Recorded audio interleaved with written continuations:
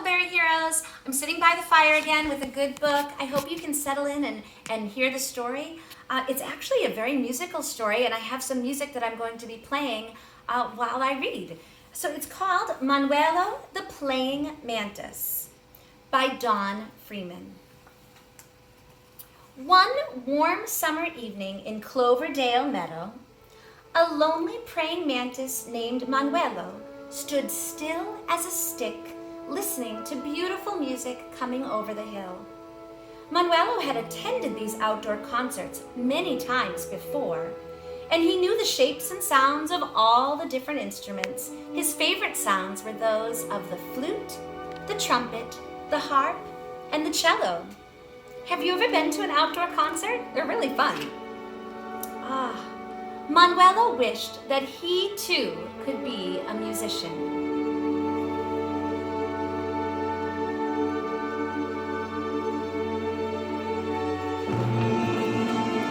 When the concert was over, he climbed down from his perch in the thicket and went home to the pond. Hopefully, Manuelo started rubbing his legs against his wings, the way crickets and grasshoppers and katydids do whenever they sing. But as hard as he rubbed, he heard only silence and the clicking of a cricket who was coming nearer and nearer. Clickety-click, it chirped.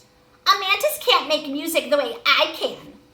And then, just as quickly as it had appeared, it disappeared into the tall grass. There must be something I can do, Manuelo sighed to himself. Then all at once he thought of an idea. I know, he said. I'll make a flute. At the water's edge, Manuelo found exactly what he needed, a hollow cattail. In the middle of the pond, a frog sat practicing his singing.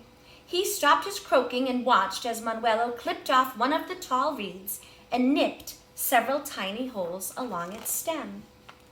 But when Manuelo held up his flute and began to blow, not a sound came through, not even a toot. Grumph, grumph, croaked the frog. We frogs know how to croak. Now that is music. A mantis can't make music the way frogs can. And with that, he jumped into the water. However, Manuelo hadn't even noticed the frog. His mind was on more important matters, and he set out to find another kind of instrument to play. Close by, he spied a trumpet vine clinging to a wall. Just the thing, he said. I'll play a horn. After snipping off a trumpet flower, he held it up the way any fine trumpet player does and began to blow. He blew and blew and blew until he grew blue in the face. Once again, not a single sound could he make. But Manuelo was not going to give up easily. On he went undaunted. He scanned the ground for something out of which he could fashion a harp. At last, just what I want, he said, picking up a twisty twig that had fallen off a fig tree. Soon he had bent and fastened the twig into a perfect harp. For strings, he found some strands of an old cobweb that had stretched across the lowest branches of the fig tree.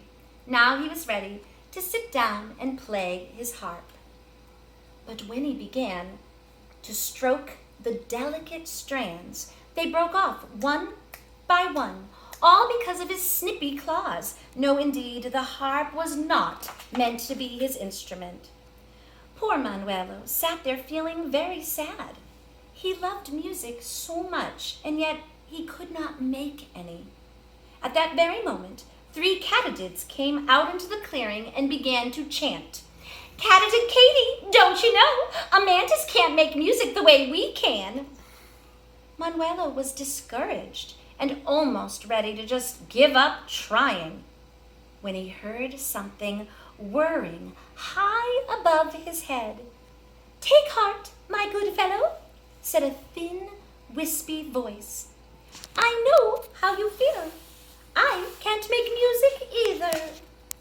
Turning his head completely around, Manuelo looked up and saw a spindly spider suspended by a thread from a branch above. My name is Debbie Webster, and I have been watching you all evening, she said as she slid down lower and lower until she hung directly in front of Manuelo's face. If you will do as I tell you, together we can make a cello.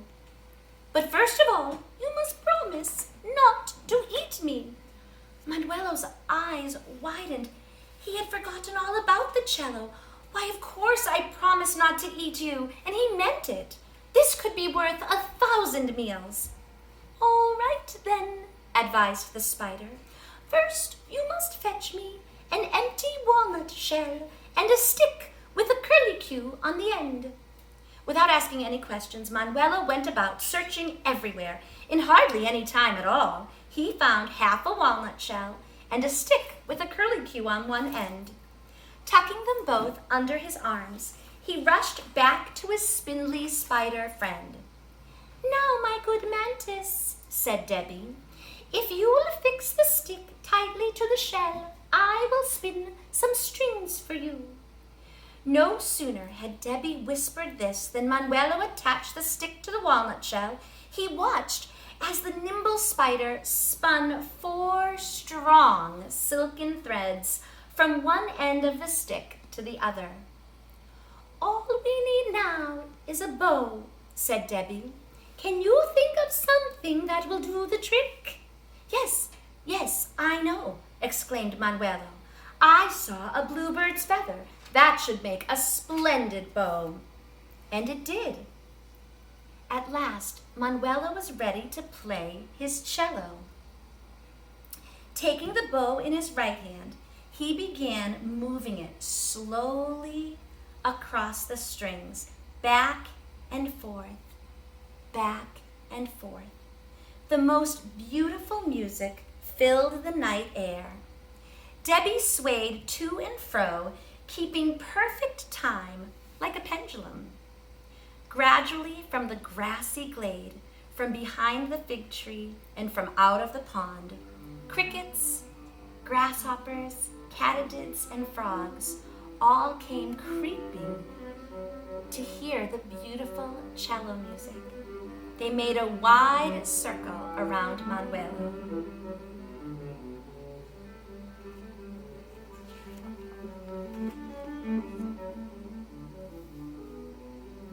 As they listened, each creature could not resist joining in with the cello's mellow music. Soon everyone was taking part in the concert with clicking, fiddling, wing singing, and deep-throated croaking. Never was there a more glorious insect symphony. On and on, far into the night, Manuelo played to everyone's delight. As the first glow of dawn lighted the morning sky, Manuelo rose slowly to his full height and stretched his arms out wide, a sight which served as a warning to the rest of the orchestra to take leave. Manuelo waited for Debbie to slide down inside the hollow nutshell. Then he slung the cello over his shoulder and strode across the meadow to his home in the thicket. And every summer night thereafter, Manuelo played his cello while Debbie swayed back and forth by his side. So I had 2 songs for you that I played during the reading of the story. I'll post the information right below this video so you can look up that music and listen to some more. I really enjoyed reading to you guys. Can't wait to see you soon.